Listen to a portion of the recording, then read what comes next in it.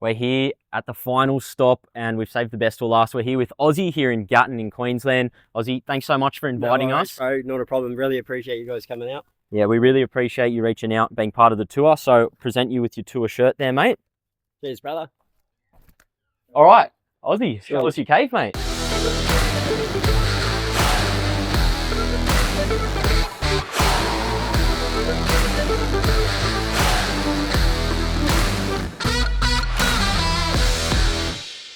Wow, here we go. That's a really good display cab. That come from New Zealand. Yeah, you got to have a little bit of boxing or something like that. Yeah. My daughter actually found a pen and I made it into something that you could always preserve something. So yeah. Very good, mate. How long have you been building this cave for now? Probably about 2.5 years now. Yep. We actually built the cave. We put it everything. We brought 2 Stratco sheds and got a concrete pad down and just built it all ourselves. Yeah, so literally everything we see here, you built the whole thing. It was kind of like reverse engineering that, you know, like you had 2 sheds separate. So we separated them, pulled it all apart, and then we extended the beams. So, you know, like, and got council permit approval for it. So, beautiful. Yeah, we built it. And my wife over there, she helped very much, and even family and stuff. So, all right, yeah. Show us some of the different sections of the cave. What are we looking at on this side? This is the family bar chill out area. Yep. Yeah, it's the old Buster's corner, mate. You know, like it really is. It's the old Buster's corner. This is awesome. Like I used to play this in Invercargill, where I'm from, and I put my $1 and $2 in and play poker. You know, and I reserve it for playing poker, save the table. Wow. But yeah, like heads up, you know, and to get it back, you know, and see it. I remember saying, I wish I could have that table. Yeah, now you now I've got it, and you know, like beautiful. These are our booths. Like these are actually from Lloyd's Auctions, and I brought the first one, and myself and my wife were there picking up some other machines, and she looked over, and it was one of those cool moments where she actually goes, "I like that booth." We're still probably talking about which one was what. Was it Fonzie or Maryland? But they're actually off the Elvis set, from my understanding, and I've seen them in the movie. Wow. You know, so it was pretty cool. And to get both of them was universally something cool. All right, what are we looking at over here? This is your bar? This is the bar. I try not to drink much these days, but, you know, like I'm into my motorbikes and, yeah, this is where you get served, but this is where we chill. Now, I'm a Spates lover. I'm a dead ant boy, you know, from New Zealand. But, yeah, like, this is where we just chill, and I can't say more than that. It's where you put your beer, whatever you drink, and, yeah, chill out, have a good yarn. You can watch the rugby on that screen or the bigger screen. You know, you've got a short throw projector. And what are we looking at here? This is the Magic Jukebox, mate. You know, like this is the ASM jukebox. It's a video jukebox. And so, what era would this be from? How old are we talking? Would have been 80s. 80s. Would have been 80s, mate. Like, it would have been 80s. So these are the songs you can play? Yeah. Yeah, well. I mean, it's before Spotify anyway. Well before Spotify, well before. Probably before the person who made Spotify was even born. I mean, like, this is what World Rally, like, it's right here. Yeah, what are we looking at That's here? Best Amusement. So, like, that's been there very much since we actually bought this place 4 years ago. Yeah, right. Is this one functioning if I wanted a soft drink? I don't know about that. Like, I've got a fridge over there, mate. Pull the string, mate. Oh, hello. The recording studio. Oh, can we check this out? Yeah, bro, for sure. Awesome. Wow. So we got a hidden podcast studio, recording studio. Yeah, recording studio. When we used to have pokies in here, and now we've made it a studio for other people to use. And that's a great hidden gem, that one. All right, do you want to show us the arcade side of the room? Yeah. This side, I'm going to tell you, these are our project side. Yep. I'm always buying and selling machines somewhere along the line. Slowly slowing down. I think I've got my cave pretty much set where I want it. Yep. But these are the last 3 machines I'm working on. Okay. Well, actually 4, but this is Pinball Alley.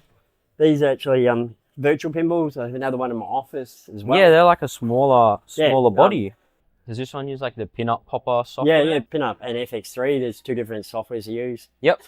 You can get the Xbox software as well and put it on the same virtuals. A little bit of delay, but you know, once you get used to it, it's cool. You got 1,000 tables on it, every pinball table. Certainly. So, you know, if you lose on one high score, you can go for another one. That's right. This Moon Rock and Rally, from what my research said, they've only made about 100 of these. So how does this one work? They like race around? Yeah, they race around. So you got a track ball, and if you use one hand, you actually got to use 2 and speed it up. It's a better workout. Like, who needs to go to the gym when you got Okay, there it goes. It's like a race. Got enough credit. You ready? All right, what do I need to do? You gotta roll, mate. I'll race your alien.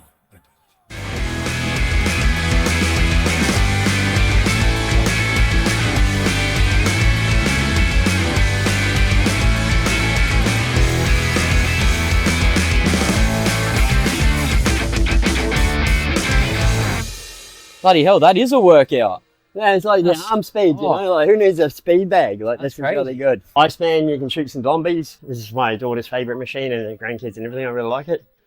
Yeah, man. Hey, like, I'm trying to catch my breath. It's that much of a workout. Yeah, holy heck, that was It's make them pretty like much. they used to, eh? No, it's No, absolutely. seriously, like these days games is just you're still, but that was a proper, Yeah. that was immersive in that sense. Yeah, and you got to use your palms in it. Yeah, so- like I've seen wacky ducks before where you got to punch them over.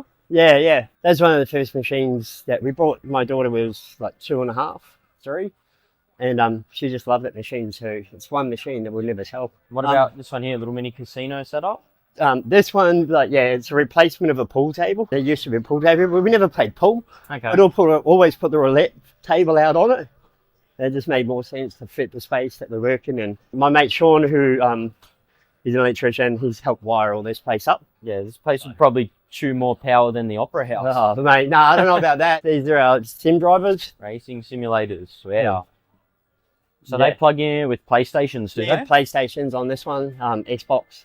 I have had computers on there running Daytona and stuff, but yeah, we set them up so you can play all different things. The idea is that when Bathurst comes, you can sit down and race each other, watch the race, and then, you know, tag in, tag out, and take over. Like every Wow. pit change, just swap a thing. So that's the idea behind it. Is this one just like an ornament or? Nah, mate, this is the actual car racer. So Yeah. this one runs on the Xbox, and you can sit in and race, and you know it's got air conditioning when you plug it in.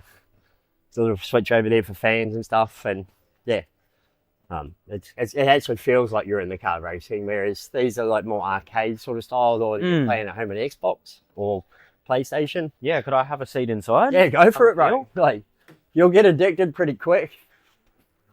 Yeah, this is cool. It's like being in a booth, you're fully immersed in it. Not bad, eh?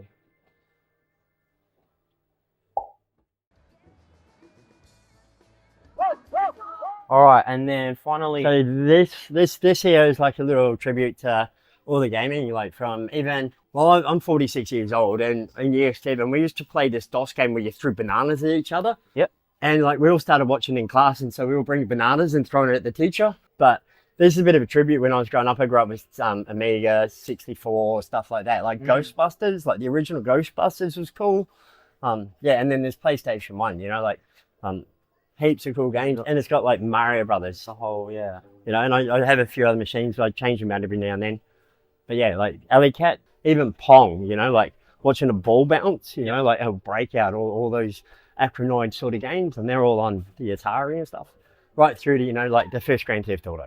Yeah, you can almost do a bit of a teleport through time. Yeah, it's always good, you know, if you're bored at one time, you go to another time. Yeah, exactly right. You know, so, and this is Gallagher, so it's the game I always played when I was a kid. All right, so this is an original, like, Yeah, Gallagher original, machine. it's still living, you know, like I love it. Yeah, wow, look It's, at you know, the like, the Got colours. a little bit of rainbow in it, but you know, like it still works.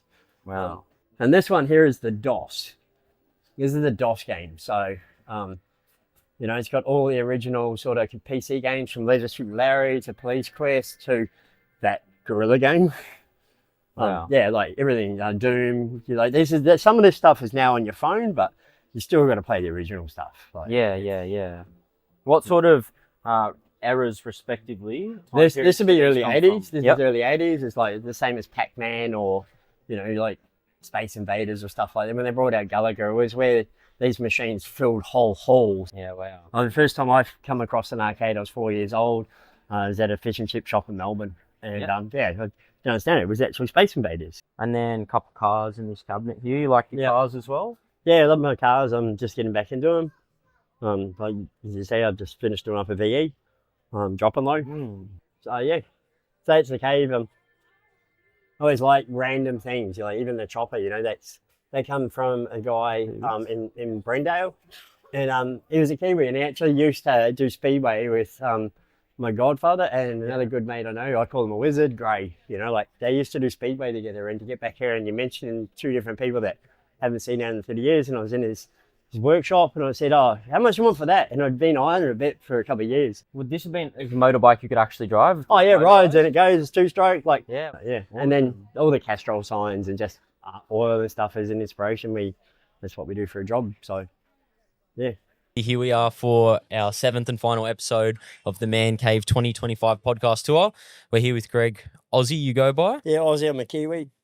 There you go, mate. Thank you so much for inviting us into your cave, introducing us to your family. It's a privilege to be here, mate. So once again, thank you. Same to have you guys here. Like, yeah, you've done a great job preparing it for us, really mate. appreciate Now, you guys being here. from what we understand, you've had quite an interesting life, many different chapters, done a lot of interesting things. We'd love to learn a bit about some of those stories this evening and also learn how this epic cave came to be. So I'm wondering if you could just give us a little bit of a background into your story and how you got to this point. Okay, so I pretty much grew up in Melbourne. Most people know Invercargill. Yeah, I've been there before. Yeah, so I'm from pretty much grew up in the western suburbs of Melbourne, Sunshine, Yarraville. My life's been a bit of a journey, honestly. Like, I've lived on the streets. I've picked myself up every time, and that's the most positive thing you'd ever do. I've been building caves for years. We've had the rabbit's den, like we've had the gas alley, we've had the fart bar was pretty cool. And I reckon this would be the best cave I built. Yeah, it's pretty impressive. I mean, clearly there's an arcade theme to it. How long have you been in arcades for? Since I was in Moorabbin, actually. I was 7 years old in 1988. Got a bicentennial. There's a little trick I learnt. The old ovens, you used to be able to take the clicker out of it. There's a sparker. They're still in barbecues. You could take Spark that out, plug. and you could click it and you go and you could push it against an arcade machine and put a credit in. Wow. Really? Oh, so Really? if you use a What's spark nice plug, about that? So, a spark plug on an arcade machine will give you credit. Pac-Man, everything. You just use that and go click, click, click, click. Boom. And was that like common knowledge on the street, or is that No, sort of you had to be cluey? Literally, as I grow up and now even being 46, it's not that way. Like, you're young, you're dumb. That's what we do when we're young. That's what we do when we're young. And so, yeah, that's how I'd go down in Moorabbin and I'd go to the arcade. All these years later, you have such an amazing arcade collection here, and you said that you were self-taught. You showed us a machine today that you built today, and you said to build that was something that came from yourself. You learned that. I built. Didn't build the virtuals. Where did you learn that? How did you learn that? Not just YouTube, just figure it out. Just Really? figure it out. Like, I read something like a manual, like even when I'm talking about going to the arcade, you used to have the encyclopedia guy drop past to, like, the salesman.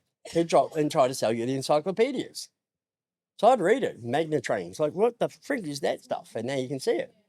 Well, it's really cool. Like, I remember reading that stuff, and that's probably where it comes from. So you got the manual for the arcade machine, you dissected it, you learnt the ins and outs of the machine, and then you went and applied it to the machines that you owned, or when did you get the practice on working on them? Building an arcade machine would be at the Gas Alley Tavern. It was literally Yourself. like, I want to play an arcade machine, go figure it out. And we built our first machine and they had no idea. So I watched a bit of YouTube, figured out a manual, and then you can figure out how to plug it into a button.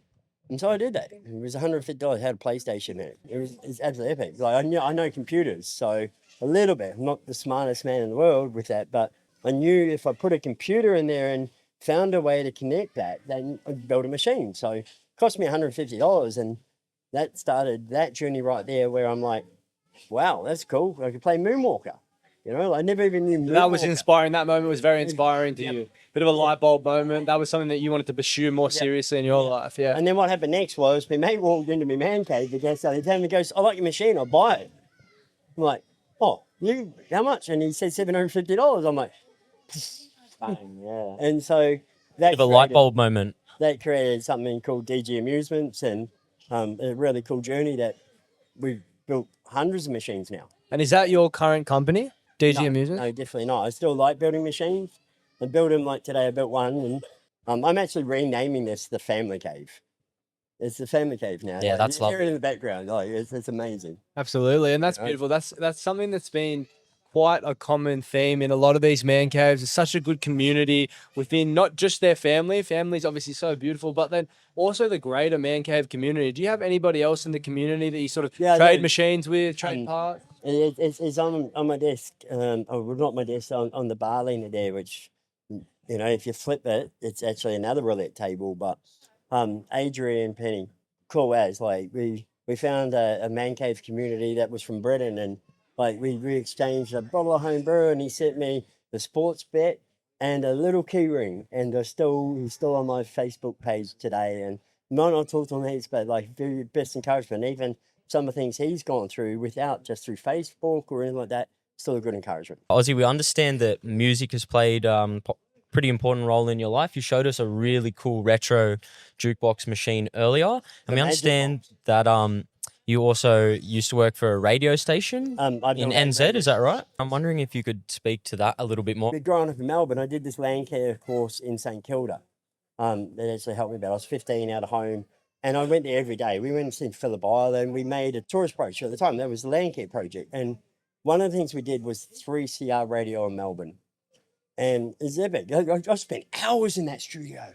Then I looked up the best radios school in New Zealand, and it was New Zealand Radio Training School in Wellington, and I was like, okay, how do I get there? So I rang a courier company. I need to move all my stuff. It goes $900. Like, I don't even have $900. And figured out that I can put my stuff in the shopping trolley and hitchhike it.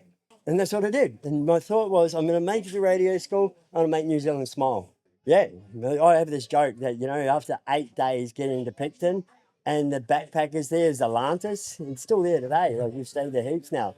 There's a little photo there of me in a dog suit.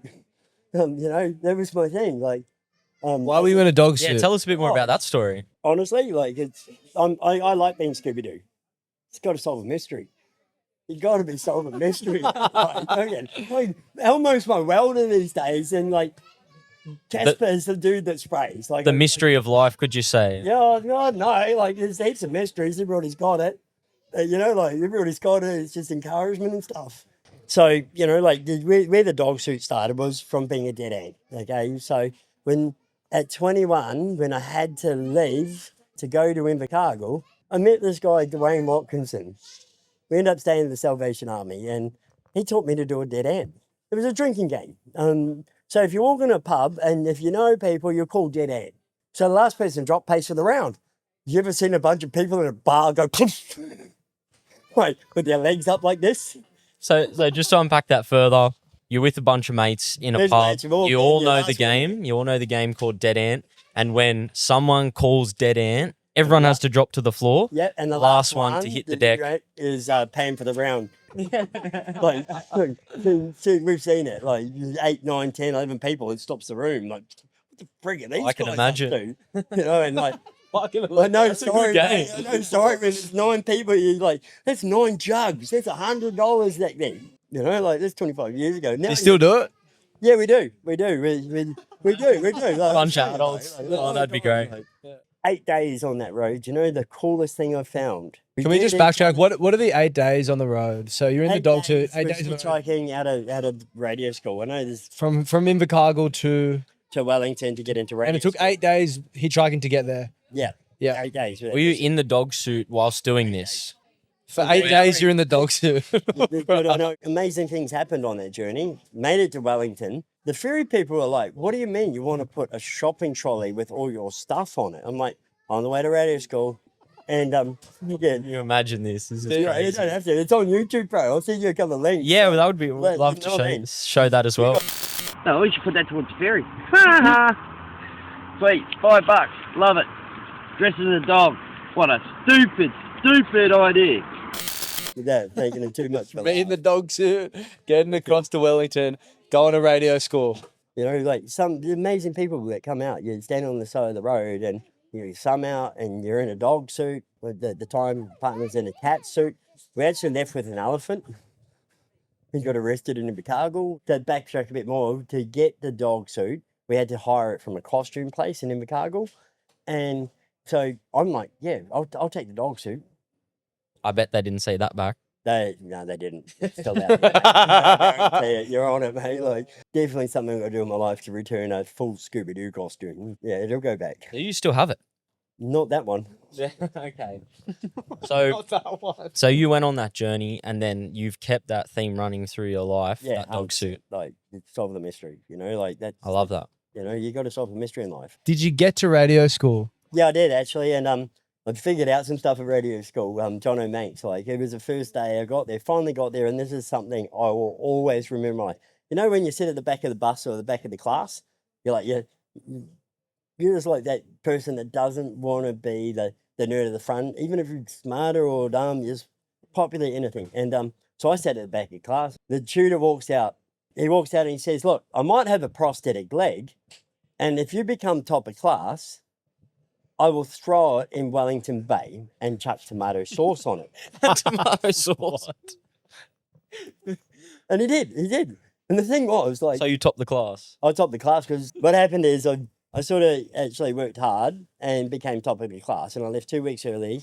And some of the things that happened to me was like, they said you couldn't do it. And so one of the things John O'Manx encouraged me was, and very much like, Who's John O'Manx? John O'Manx used to actually do More FM in Wellington. Really, just one of those inspiration people that come across in your life. Solving a mystery, it's like, you know, like painting like a, you know, like just go for it. Like, you're like, I told you, it's gonna go overtime, mate. You know, We've got all night for these stories, bro. like, You've had times where you probably felt like you hit rock bottom, and yet here we are. You know, you've got your own man cave. Is there something in here that you'd say you're most proud of that speaks to that journey for you? that Pac-Man, This Pac-Man machine here. yeah, eat the ghost. You know, like, yeah, build it. You know, like from the very first machine we were talking about earlier, like, and that actually started that journey to actually think in my brain and listen. That's the other part. Listen. Like people actually don't listen these days. Like, you know, everybody's too wound up and everything else to actually listen. And that was something John O'Manx taught me.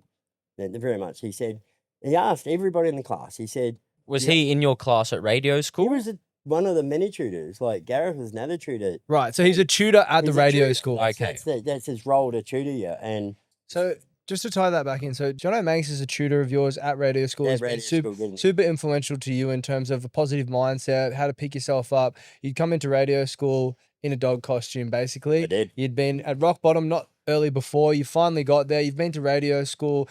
Radio school then lays a platform for you to be in radio for a number of years. What do you do for work now? What I do for work, we run a company called Country Suspensions, Parts and Lubricants. We sell suspensions for Piranha, where, and it's really proud to know, like, it's really proud to know with the team that actually backs us at work, you know, like, Steve was just here, like, another good team. I was just going to say to you, when Luca and I were outside, he was speaking so highly of you. He literally said on 2 occasions, you can't get a better Can we boss leave the than you. emotion out of it, because I don't want to cry on air. He did though, and that's a all right. beautiful thing, you know. Like Yeah. that's an amazing thing for your employees to say about you. 90% of the stress is 10% of the employees. I remember that statement, and I've been through that. And so, you know, when you've got a good team and you know it, you have Yeah. a joke, you have a laugh, you know, like, and you don't take that part serious. Yeah, very, very fascinating, and it sounds like you've had quite an interesting life, a lot of ups and downs along the way. And look, now you're here, you've built this amazing man cave, lots of arcade machines. We didn't go too in depth into the arcade machines, but just before you were saying that your brother-in-law, who was building the simulators back there? That's probably son-in-law, Dan. Your son-in-law. Awesome. Yeah, well, he's building those machines back there. Entire family, even Caitlin, even Maxine. So everybody in the family's involved with at some building. stage, like in arcades, mate, they've been a part of my life. Like, and that's probably one of the many things. Like World Rally, you know, like you'll see it on there, and there's another one, another side you might not see, but World Rally. When I was on the streets, I used to beg for 20 cents, and I'd spend my time playing World Rally at Spencer Street Station. It was just one machine. So Ozzie, at A Man in His Cave, we sell a lot of different arcade machines, virtual pinball machines. We love that space. We don't know too much about it. We're not from that generation. Is there particular arcade machines that just take you back in time that you would love to get your hands on, no matter what? An original Gallagher. An original Gallagher. Full original, full artwork. Yeah. So being original is a And big Pac-Man. thing for you. Pac-Man, yeah. Yep. Pac-Man. Not the Space Invaders. I've seen quite of the original Tato's and Midway ones. Yeah, I've been to other people's caves, you know, and that's just like, and I don't compare my cave to theirs. Like, it's their It's everything. That's the most important thing. It's about your own unique Yeah, space. good, It's built 100%. off your life, your nostalgia. That'd be it. Gallagher. Yeah. It's this thing with space. So the fundamentals of a man cave. You have your bar. You gotta have your bar, mate. You gotta You gotta have your bar. You gotta have your You bar. had a pool table once upon a time. next one would be arcade machines, which you've nailed really well. You've got heaps of those. Pinball machines. Yeah, definitely. Like I like the Shack Attack. Pinballs would be Star Trek 25th anniversary had the transponder on it. 100%. You've shown us through the man cave today. It's absolutely incredible. There's so many different aspects of this man cave that I think would be so admirable and inspirational to those that are watching. For those that are at home who are our age, so I'm 27, Lucas 25, and everyone in between older, that might want to be out there looking to build their own man cave. What's some advice that you have for those people? Be 21. As in, As in, start not just early. age, Start early. Start do thinking it, about it. like, Have that the dream. collection starts like you see something, you're like, wow, that's cool. Even the background noise will help. Like just start young. And then you can look at not a collection, or that you can look back and go, you done it. Yeah, It's so a I'll, compounding effect of slowly just adding bits and pieces over the years, and then eventually you'll be exactly where you want to be with the man Yep. cave. 100%. I'm quite interested to know, how long ago tell you did you Tracy. start collecting some of the things that have ended up in here? Got one of those cars up there, Yeah, how old would you have been when you first came across that one? 19. There you go. So 19. yeah, and you said this place now, what it represents for you, it's about joy. It's about giving other people joy, and that's really beautiful. And I Okay. think you're saying to get to this point, you've held it in your mind. Imagine I'm still 21. Imagine I'm young. Imagine I've got time, and just stay positive and keep moving through life. And you're a great testament to that. Just before we do wrap up today, do you want to ask us any questions about a man in his cave and what we're doing for the community? Because our whole goal here is to understand you guys. Man Cave What's the group most better. random message you've had on Facebook? The most random, like, without saying it, what would be the one thing popped up that Like just the weirdest thing. ever. weirdest, funniest, anything? Like, so you're in the arcade space. The weirdest thing, I don't have it word for word, but like What was it? people often mix us up for other companies, and that company might have gone bust. And so they'll send us this message as if like they're so irate and upset with us, and they think that we're like the biggest scammers in the world. And it might be the longest paragraph of a novel of a message, but it's just the wrong yeah. people. And that's usually the weirdest message. Inspirational, We need to wrap up because we've Yeah, got I too know, much time. I'm You got- expecting you guys to cut that You down. got one more message for the Man Cave group. There's 40,000 people in there who wanted to hear about your Man Cave, particularly after seeing the amazing space that it is. What's the one thing that you want to pass on to them before we wrap up? Doesn't matter what you drink, 0 or like 80% with a bottle that's got a green fairy on it. Like the world's f***ed up. Like, let's face it, the world's f***ed up. But there's got to be a safe place in the world. And if you can find your space, that makes for the greater good. That's why I built a man cave. Right, a space where you can come in, You know, everyone can you be just do it, joyous. you know, like, You forget that's why I about love that my man outside cave, world mate. for a little bit. It's not just your personal space, you're sharing a space. That is worth everything. Bloody oath. Ozzie, thank you so much for the tour today. Thank you for being on the podcast. I can't wait to yap a little bit more after this. Right. We've run Okay, out of I've time, seen and that I speech. can't It's like, wait I've to see the never dead seen end. Awesome. All right. That's a wrap. Thank you so much, Ozzie. Thank you, Really guys. appreciate Cheers, it. Ozzie.